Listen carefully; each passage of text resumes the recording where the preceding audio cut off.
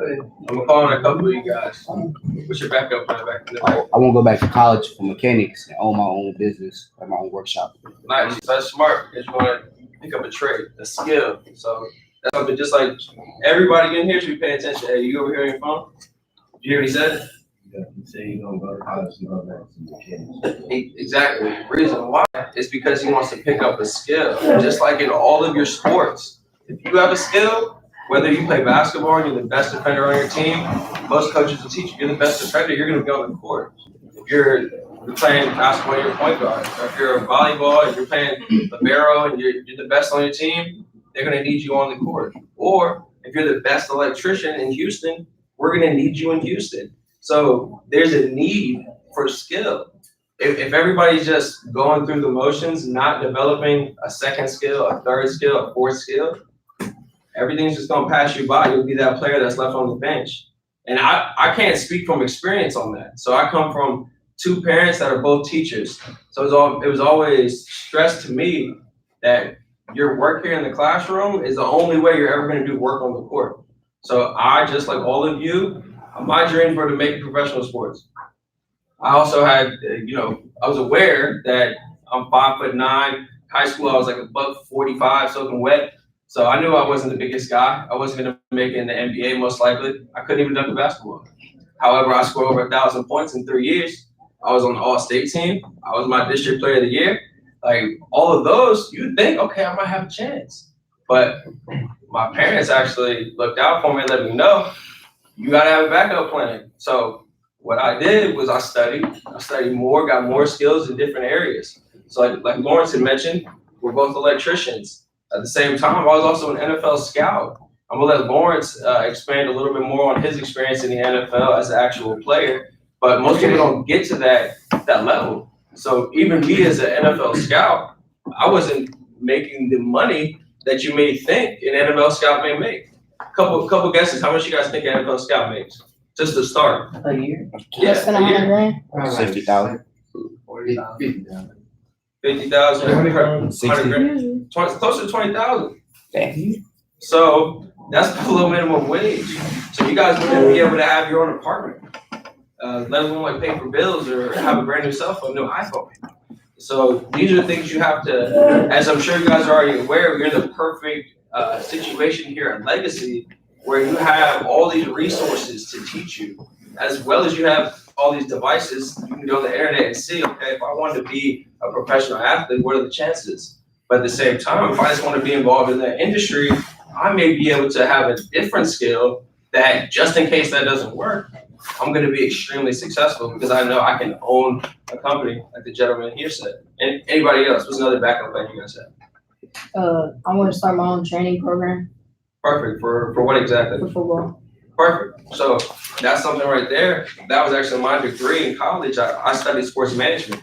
The reason why I went into sports management is because all of my mentors that were in the NFL, I knew I wasn't going to make it. I knew I was skilled, but I knew I just didn't have all of the abilities that it takes necessarily physically to get to that next level. So I knew mentally I had it.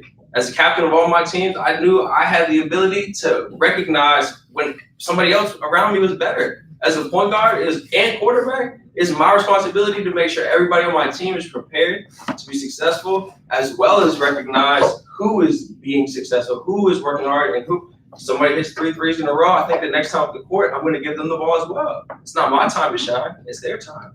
So that's something. That preparation, being aware, looking yourself in the mirror, say, "Hey, did I go shoot those extra free throws, or did I do my homework like I'm supposed to, or study for that test?"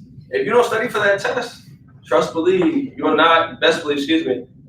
get that chance at the next level. So I'm gonna let Lawrence take over a little bit right now. He can explain to you a little bit more where he came from, as far as in college, a Division I football player, eventually going to the NFL. Go ahead and pick it up a little bit. Yeah, so I hate to give you guys that cliche, follow your dreams, you can make this speech, but I mean, it's true. Like when I was probably 13, 14, maybe 15, I was about 6'1", 150 pounds, and I wasn't allowed to play unless we were up by 21. I actually played quarterback and wide receiver. So for some reason, in my mind, I decided I wanted to be the best in the world. Like, even though, all of my teammates were better than I was, and the only thing that I could do was work every single day towards that goal. And so I actually got to a point where, I went to a high school with 4,000 students. So like we would have different colleges show up, and I refused to talk to any D2 schools, JUCOs, none of it. Like I wouldn't have it. And by the time I graduated high school, no offers, nothing. So everybody was right. Wasn't good enough. So from that point, I still didn't give up. And sometimes it's okay to have plan B, make plan A work. So that's the situation I was in. Kept working out. I finished high school probably 240 pounds, and I ended up getting another chance. Went back to essentially another high school. It's called the prep school. So from there, showed up 300 pounds. Never left the gym that entire summer, gained 50, 60 pounds. And then from the first game that we had, I'm thinking, okay, this is my chance, get a shot. First quarter goes up, the other guy's starting. I'm thinking, all right, I'm gonna get to roll in, maybe the next series. Nothing. Second half rolls around. All right, I'm gonna get my shot. Nothing. Still standing there on the sideline. Finally get my opportunity halfway through the end of the fourth quarter. We're already losing, and there wasn't a play that went by that I didn't win. With that, I didn't put the person across from me on the ground. And from there, the coach of the other school, it was South Alabama. It was the first year they were ever a D1 program. And the coach ran over to me after that game, offered me a scholarship. From there, I ended up getting over 30 Division I offers, and I had my choice of where I wanted to go to school. So I ended up choosing to go to Virginia Tech just because I did want that education. And I'm not saying you're telling you, oh, if you want to be successful, you definitely have to go to college, which I'm sure your parents want me to tell you. But what college is a chance to further develop your skills being your mind. And why wouldn't you want that to be as sharp as possible? So anyways, long story short, ended up getting drafted by the Dallas Cowboys, was fortunate enough to play for 6 different NFL teams. And still, I was in a situation where I decided I didn't want to have my well-being in somebody else's hands. Like right now, every one of you is dependent on somebody else, whether it's your parents, grandparents, aunt, uncle, whoever it is that takes care of you. And that's not going to last forever. I mean, it might, you know what I mean? Some people fight it, some people try to fight it. But if you truly want to be independent, if you truly want to do what you want to do, answer your phone when you feel like answering it, all of these things, all of these freedoms, you have to be independent of that. And like my man said back here, he wants to own his own business. So when you own your own business, you're the one who makes all the rules. You don't have to follow somebody else's rules. I mean, aside from, the government, the law. aside from the government. But if you want to live a lifestyle where you're doing what you want to do, you don't have somebody else telling you what to do. Nobody else is disrespecting you or calling you out of your name. You got to just sit there and take it. Owning your own business is the way to do it. Right. So at this time, me and Lawrence didn't know each other in high school, right? So we're separately developing, but like-minded. While I was working at NFL, I was with the I was with the Saints at the time that we met.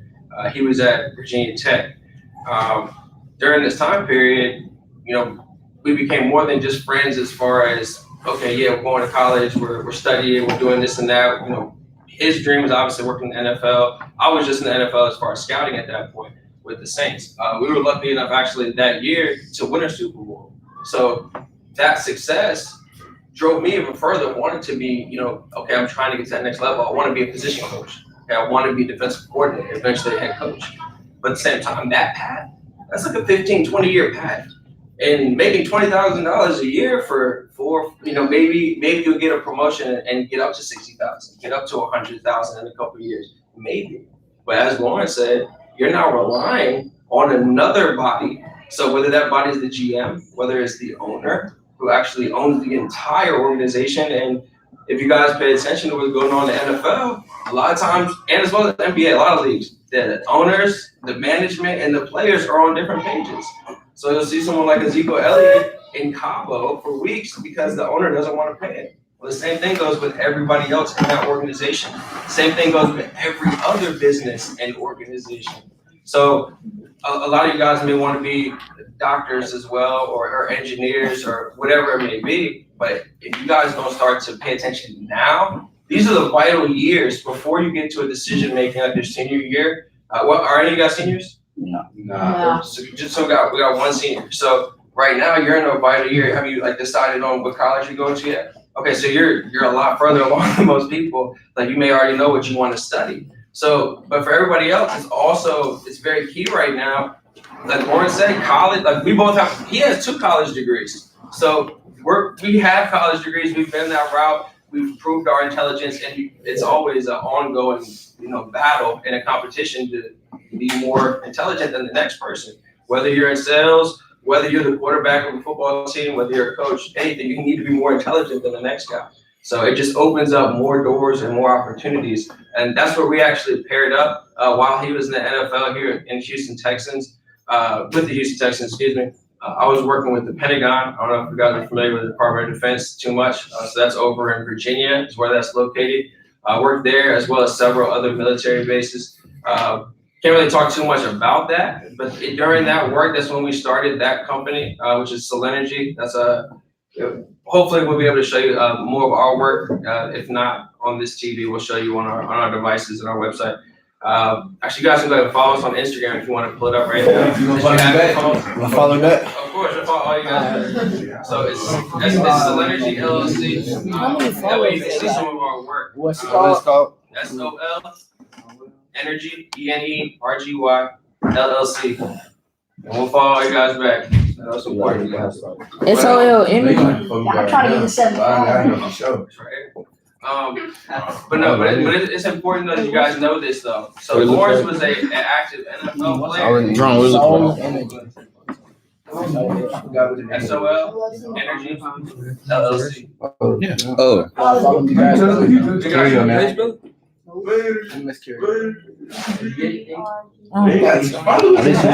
What? I got y'all. Give y'all a shout out. We got How you. you find him? And I'll give y'all some. Oh, appreciate you. Bro.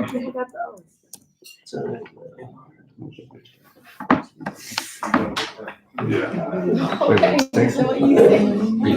Hey, look at the moves though, God. Yeah. It's that word. Offensive tackle. But that was I'm like 275. I was getting Dallas shot.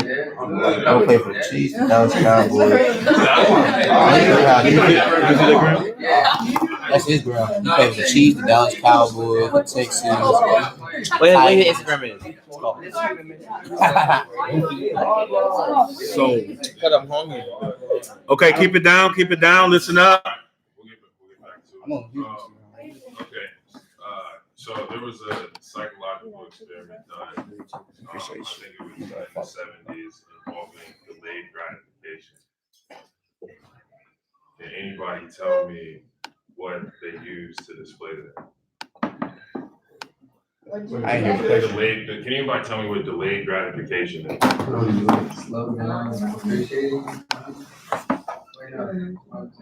Okay, right. So they did an experiment. They had a bunch of kids, and they gave them a marshmallow.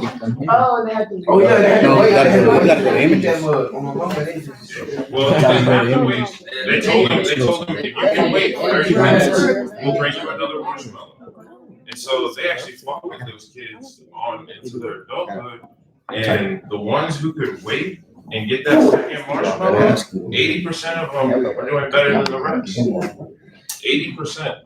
And so that's something, just by having that little bit of knowledge right there, you can make plans in your own life to achieve your goals. And so, like, even me with like in the NFL, like I never had any specific. I never had a goal to make any specific team because that involves things that are just out of my hands. That's something that's out of my control. Man, NFL is NFL.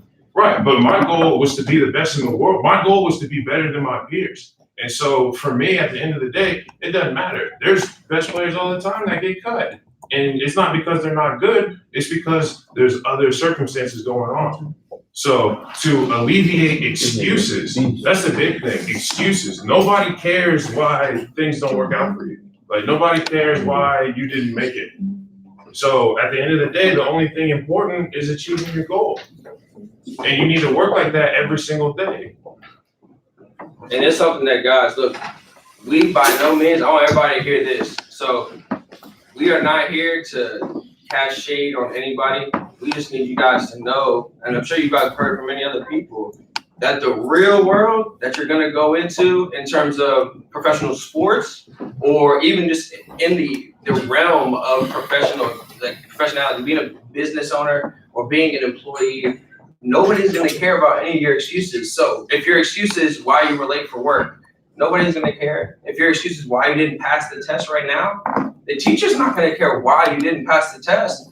Even if it was, I had something wrong with my family, something tragic happened, that the real world, that's not going to matter. Even if it was just, I missed the bus.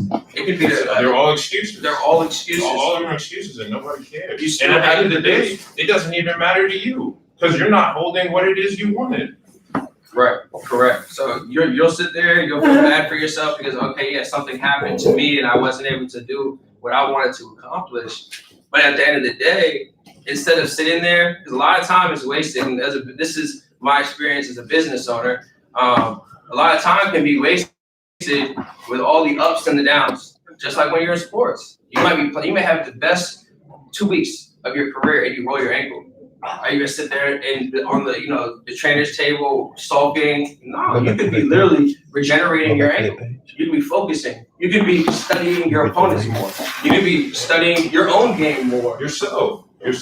Like that's it. I feel like that's one thing I realized about myself. You finish some work and you never really go back and look at it. You never go back and inspect it. You never go back and look and see how can I make it better next time.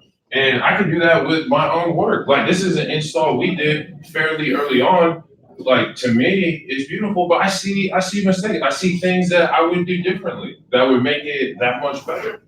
And if you don't do those things, you're never going to progress and you're going to get left behind and you're going to be a victim. If it's sports, you're going to be the one getting hit. You're going to be the one getting hurt. If it's in the real world, you're going to be the one getting all your money taken. Right? Like, I don't know how many of you have ever played Monopoly, but that's real. That is real. And when you're left with nothing, bankrupt, you're on your own. Your successes are shared by that group, but your failures are yours alone. How many of you guys have paid a bill before? Any type of bill, like your phone bill, electric bill, things like that. So maybe like 6, 7 of you guys have paid a bill. How many of you guys are looking forward to paying a bill? You're looking forward to it? I ain't looking forward to pay no bills. Okay, no, that's fine. Because you want to do what you want to do. The responsibility, right? Right.